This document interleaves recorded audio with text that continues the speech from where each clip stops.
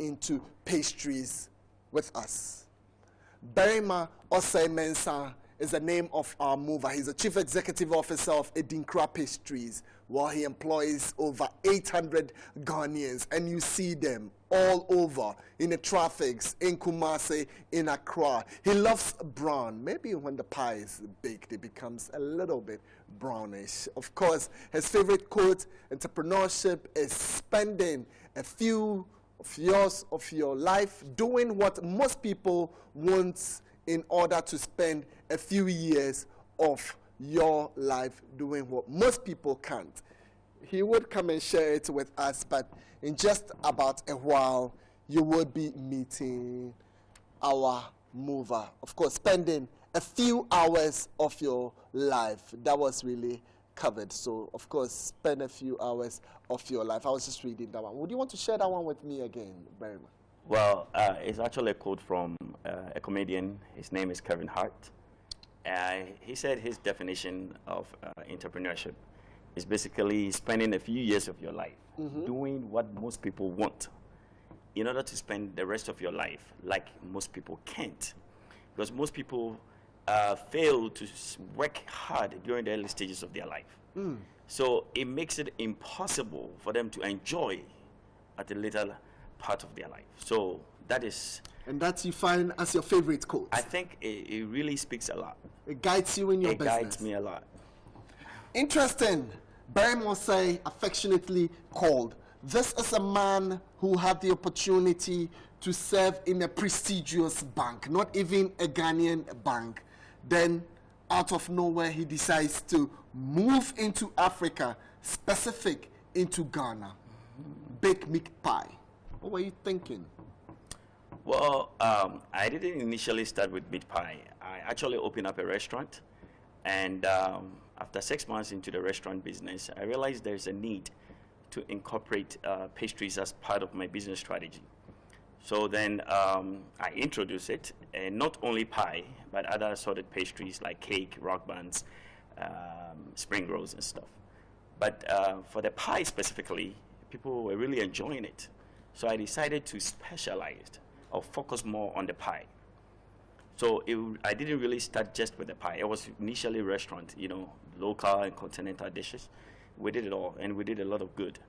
But with the pie, I thought there's a need to concentrate and kind of let the rest go for the meantime. Okay, but just before then, can you confirm to my viewers that you were once in a prestigious bank, not even in Ghana? Where? Well, I used to work for Bank of America. You used to work for Bank of America? That's correct, for about 4 years before moving to Ghana.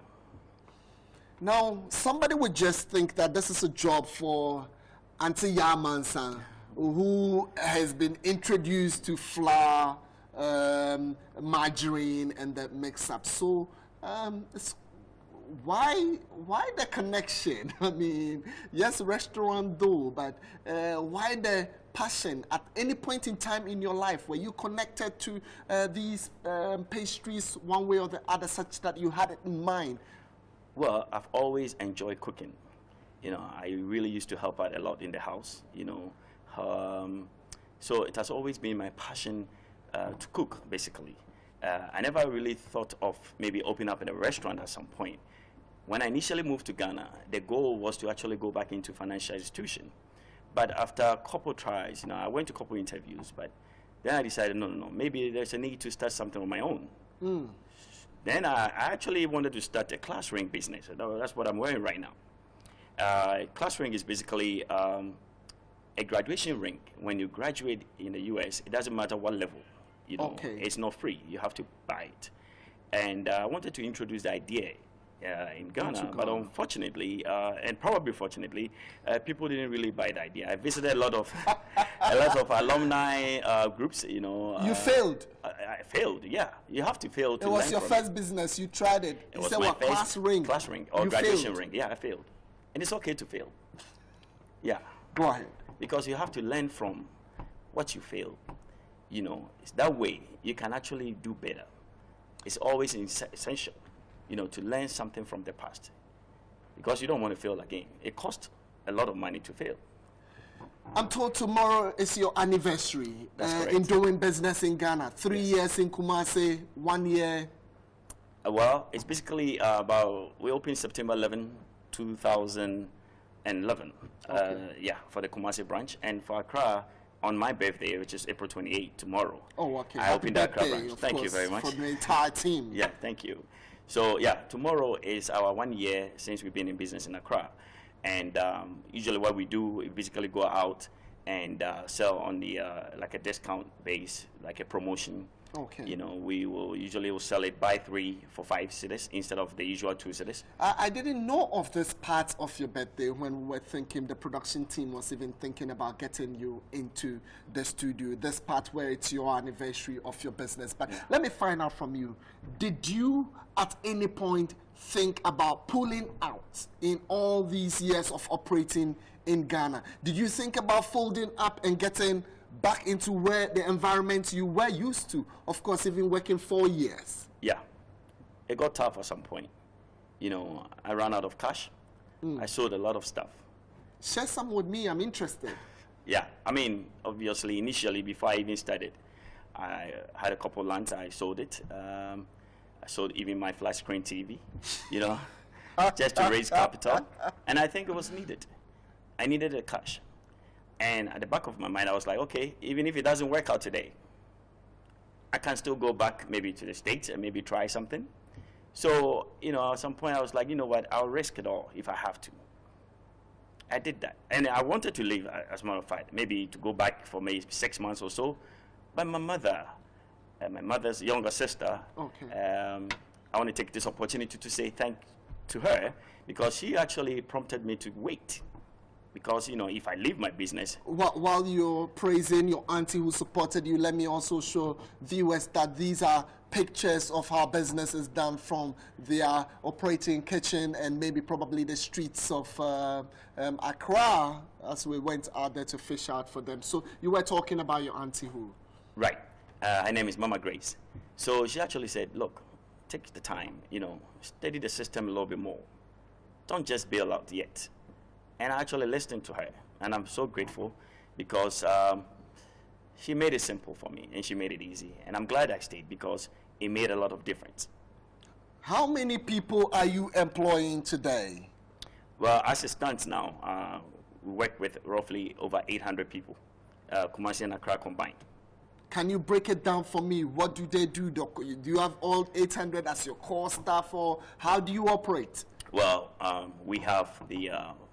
most of the people are basically on the contract base, like a temporary casual workers, you know, like the ice cream sellers.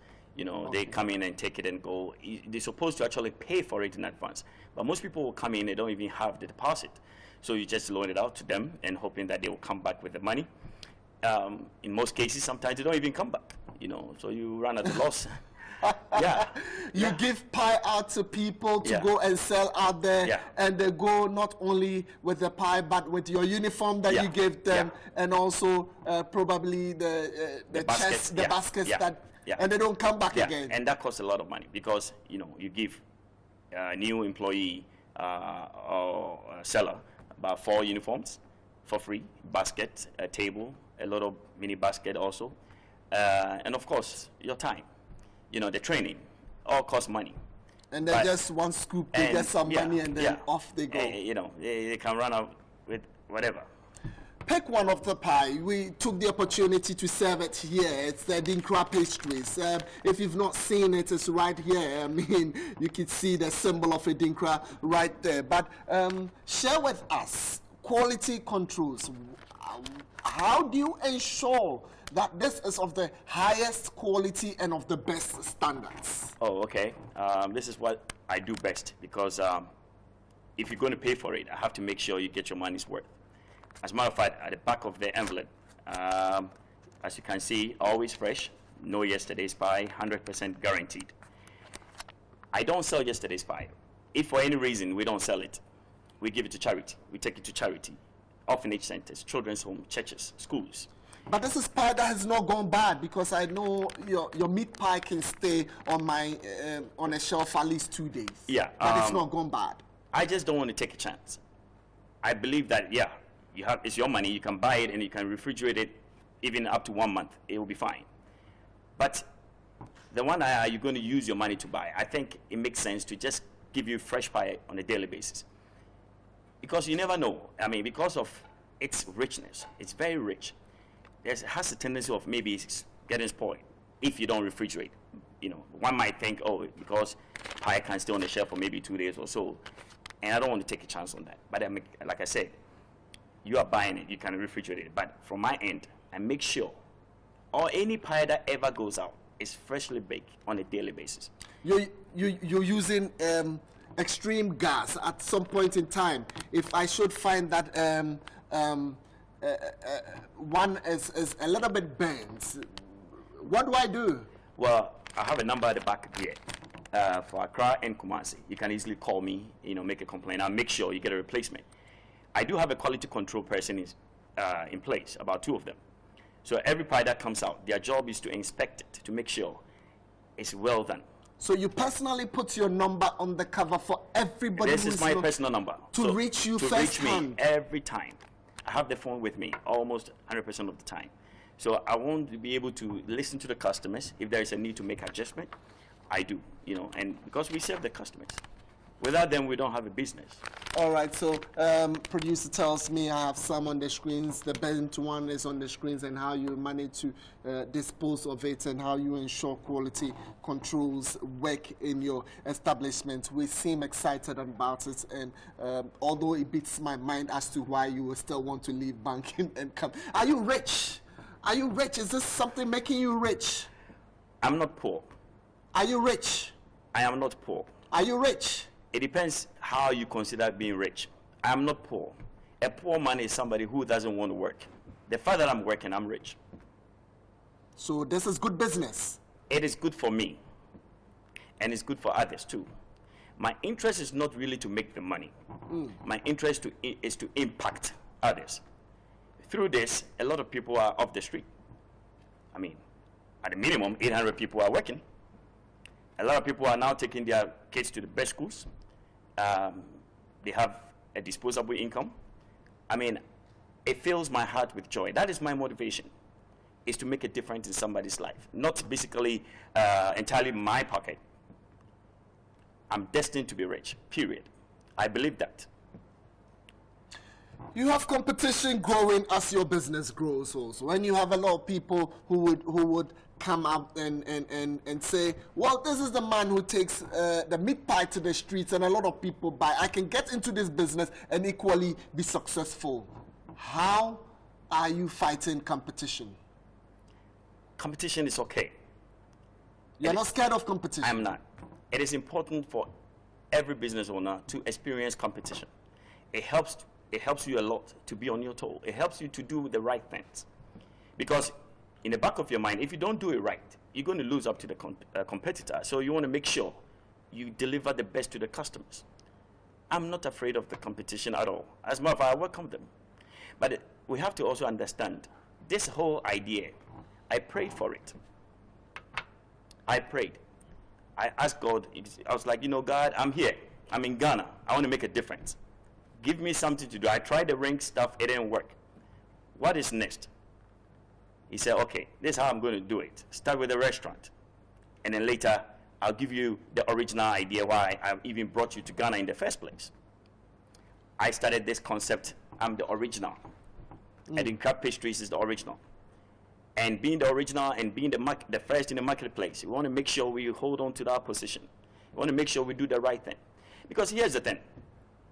If I bake a pie and it's not so good, you are new to Adinkra Pastries or Adinkra pie.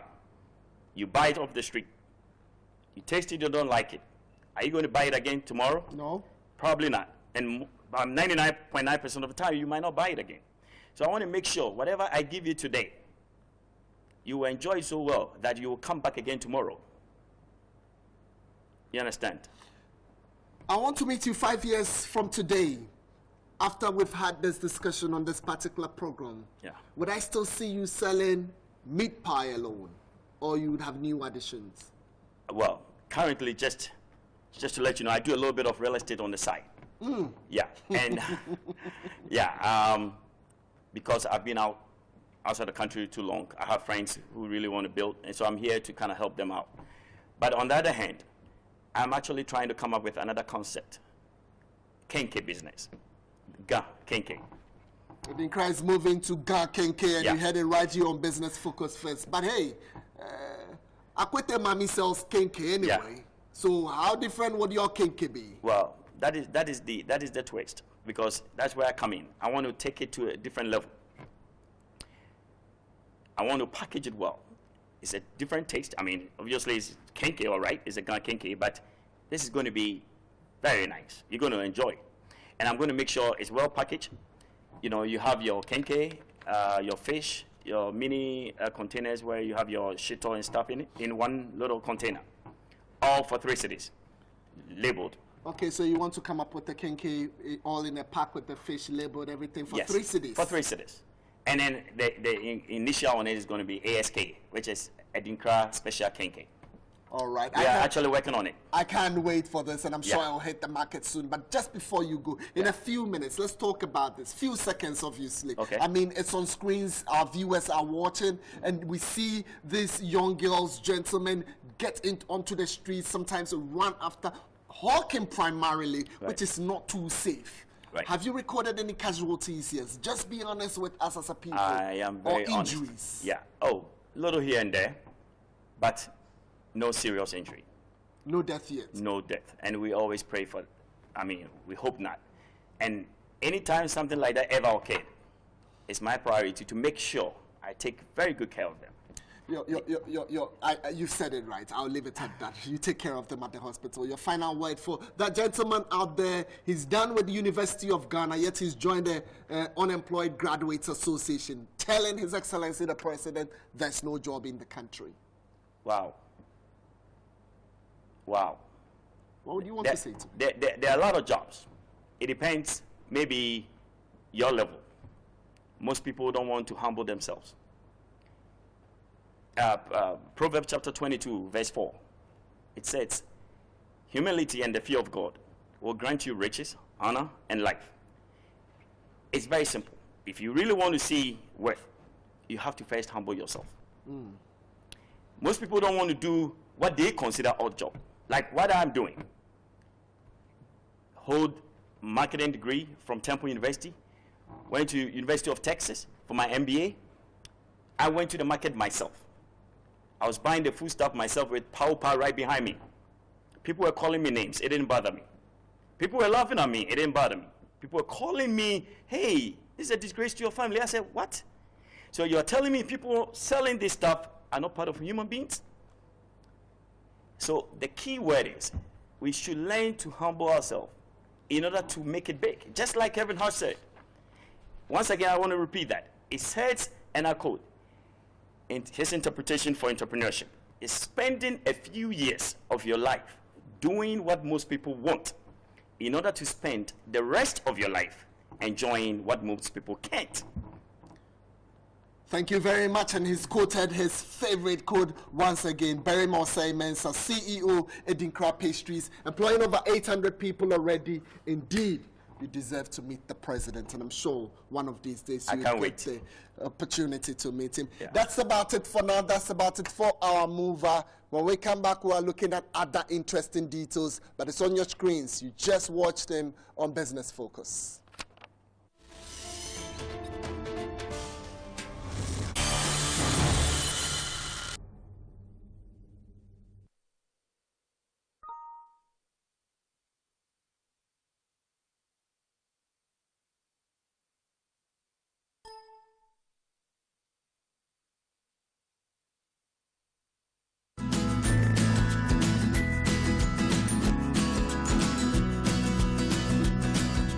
Established in 1948, the University of Ghana is the nation's premier university. With our fast pace of expansion, there will be a need for us to get a better internet connectivity. So we chose Vodafone Business Solutions. With Vodafone Business Solutions, we're able to connect our offsites and campuses and regional centers and manage them efficiently as a single unit. The 21st century innovation Vodafone offers us enhances our digital learning platform championed by the College of Education throughout the country. Such a huge paradigm shift was made possible through the use of Vodafone's business solutions. Therefore, we at the University of Ghana are delighted to be called Ready Leader.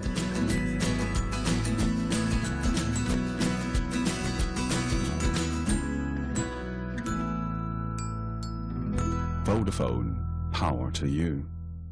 Something big and breezy has hit Ghana. It hits you from the rising of the sun to its setting. It is the authentic voice of the people. Weekend Sun. All news, no what's. Out every Friday. Bold, balanced, objective. Delivering news you can trust. Sun, no excitement.